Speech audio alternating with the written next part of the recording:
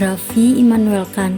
Immanuel Kant dilahirkan pada tahun 1724 di Königsberg dari pasangan John Georg Kant, seorang ahli pembuat baju zirah atau baju besi, dan Anna Regina Kant. Setelah itu, ayahnya kemudian dikenal sebagai ahli perdagangan. Tetapi pada tahun 1730 sampai dengan 1740, perdagangan di Königsberg mengalami kemerosotan. Hal ini memengaruhi bisnis ayahnya dan membuat keluarga mereka hidup dalam kesulitan. Ibunya meninggal pada saat Kant berumur 13 tahun, sedangkan ayah Kant meninggal saat dia berumur hampir 22 tahun. Kant menempuh pendidikan dasar di St. George's Hospital School, kemudian melanjutkan ke Collegium Friedrichshain, sebuah sekolah yang berpegang pada ajaran Pietas. Keluarga Kant memang penganut agama Pietas, yaitu agama di Jerman yang mendasarkan keyakinannya pada pengalaman religius dan studi kitab suci. Pada tahun 1740, Kant menempuh pendidikan di Universitas Königsberg dan mempelajari filsafat, matematika, dan ilmu alam. Untuk meneruskan pendidikannya, dia bekerja sebagai guru privat selama 7 tahun dan pada masa itu Kant mempublikasikan beberapa naskah yang berkaitan dengan pernyataan ilmiah. Pada tahun 1755 sampai dengan 1770, Kant bekerja sebagai dosen sambil terus mempublikasikan beberapa naskah ilmiah dengan berbagai macam topik. Gelar profesor didapatkan Kant di Königsberg pada tahun 1770. Kant dikenal dengan hidupnya yang sangat disiplin. Setiap hari ia jalani dengan jadwal yang sudah sangat tersistematisasi. Orang konon bisa menebak dengan mudah pada jam atau waktu ini ia berada di mana dan sedang melakukan kegiatan apa. Kedisiplinan hidup inilah yang memungkinkan Kant menulis begitu banyak karya yang fenomenal. Filsafat Immanuel Kant. Immanuel Kant adalah filsuf modern yang paling berpengaruh. Pendirian aliran rasionalisme dan empirisme sangat bertolak belakang. Rasionalisme berpendirian bahwa rasio merupakan sumber pengenalan atau pengetahuan, sedangkan empirisme berpendirian sebaliknya, bahwa pengalaman menjadi sumber tersebut. Tokoh utama kritisisme adalah Immanuel Kant yang melahirkan Kantianisme. Kant kerap dipandang sebagai tokoh paling menonjol dalam bidang filsafat setelah era Yunani kuno. Perpaduannya antara rasionalisme dan empirisme yang ia sebut dengan kritisisme.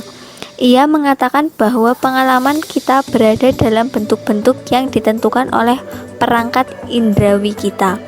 Maka hanya dalam bentuk-bentuk itulah kita dapat menggambarkan eksistensi segala hal. Pendirian aliran rasionalisme dan empirisme sangat bertolak belakang. Rasionalisme berpendirian bahwa rasio merupakan sumber pengenalan atau pengetahuan, sedangkan empirisme berpendirian sebaliknya, bahwa pengalaman menjadi sumber tersebut. Aliran yang lahir dari pemikiran Immanuel Kant yang berbentuk sebagai ketidakpuasan atas aliran rasionalisme dan empirisme. Pemikiran Immanuel Kant. Perkembangan pemikiran Kant mengalami 4 periode. Periode pertama ialah ketika ia masih dipengaruhi oleh Leibniz World. Periode kedua berlangsung antara tahun 1760 sampai 1770 yang ditandai dengan semangat skeptisisme. Periode ini sering disebut periode empiristik. Periode ketiga dimulai dari inaugural dissensationnya pada tahun 1770.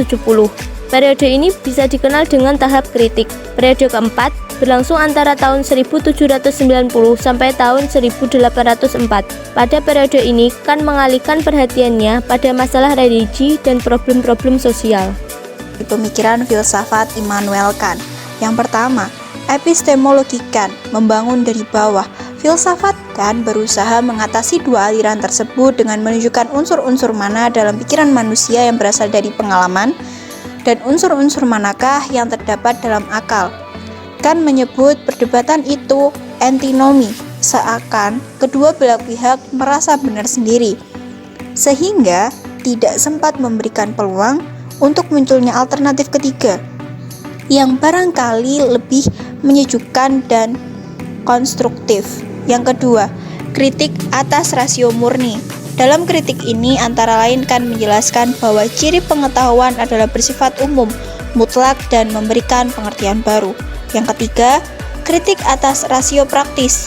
Maxim aturan pokok adalah pedoman subjektif bagi perbuatan orang atau perseorangan individu, sedangkan imperatif atau perintah merupakan asas kesadaran objektif yang mendorong kehendak untuk melakukan perbuatan. Imperatif berlaku umum dan niscaya, meskipun ia dapat berlaku dengan bersyarat atau dapat juga syarat. Pemikiran etika tersebut menjadikan Kant dikenal sebagai pelopor lahirnya apa yang disebut dengan argumen moral tentang adanya Tuhan.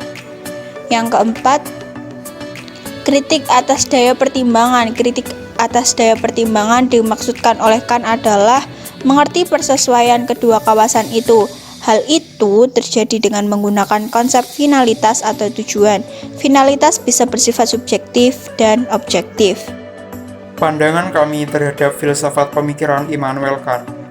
Dalam pemikiran filsafat Immanuel Kant, terdapat pemikiran utama yang kuat yaitu filsafat kritisisme. Yang isi utama dari pemikiran ini adalah gagasan Immanuel tentang teori pengetahuan etika dan estetika. Pemikiran ini mencakup 3 sub pemikiran yaitu: yang pertama, kritik atas rasio murni atau critic of pure reason. Yang kedua, kritik atas rasio praktis atau critic of practical reason. Yang ketiga, kritik atas pertimbangan atau critic of judgment. Kritisisme Immanuel Kant sebenarnya telah memadukan 2 pendekatan dalam pencarian keberadaan sesuatu yang juga tentang kebenaran substansial dari sesuatu itu. Dan dengan pemahaman tersebut, rasionalisme dan empirisme seharusnya bergabung agar melahirkan suatu paradigma baru bahwa kebenaran empiris harus rasional sebagaimana kebenaran rasional empiris. Menurut kami, pemikiran filsafat dari Immanuel Kant ini sangat akurat untuk dijadikan pedoman pemikiran untuk masa depan. Karena Immanuel Kant mengutarakan pemikirannya secara kritisisme yang mencakup 2 paham yaitu empiris dan rasionalis. Immanuel Kant mengadakan penelitian bertujuan untuk memugar sifat objektivitas dunia ilmu pengetahuan, agar manusia bisa menghindarkan diri dari sifat sepihak rasionalisme dan sifat sepihak empirisme. Kelanjutan dari pemikiran filsafat Immanuel Kant berdasarkan pemahaman kami, jika Immanuel Kant membahas pemikiran filsafat secara kritisisme dan memiliki 2 paham yakni rasionalis dan empiris, bisa disimpulkan bahwa seharusnya rasionalis dan empirisme bergabung menjadi satu agar melahirkan suatu paradigma baru bahwa kebenaran empiris harus rasionalis dan sebaliknya.